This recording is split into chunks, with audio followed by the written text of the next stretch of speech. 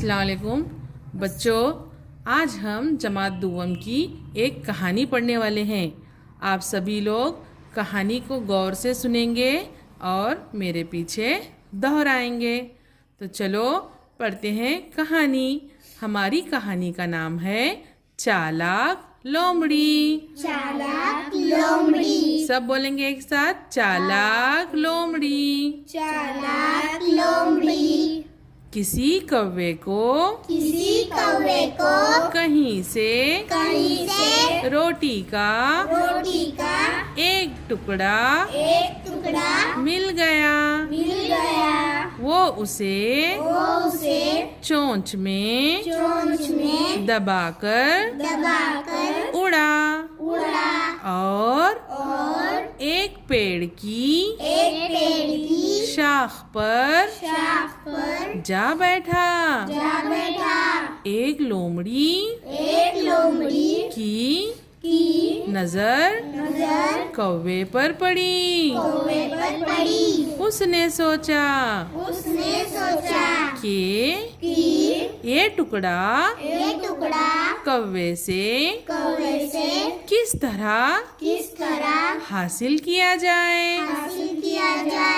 وہ کوے سے بولی، میاں کوے تم کتنے خوبصورت ہو، تمہارے پر کتنے کالے اور چمکدار ہیں، تمہاری آواز کتنی میٹھی ہے۔ میرا دل چاہتا ہے تمہارا گانا سنوں۔ کوا اپنی تعریف سن کر خوشی سے پھول گیا۔ کوے نے گانا گانے کے لیے چونچ کھولی۔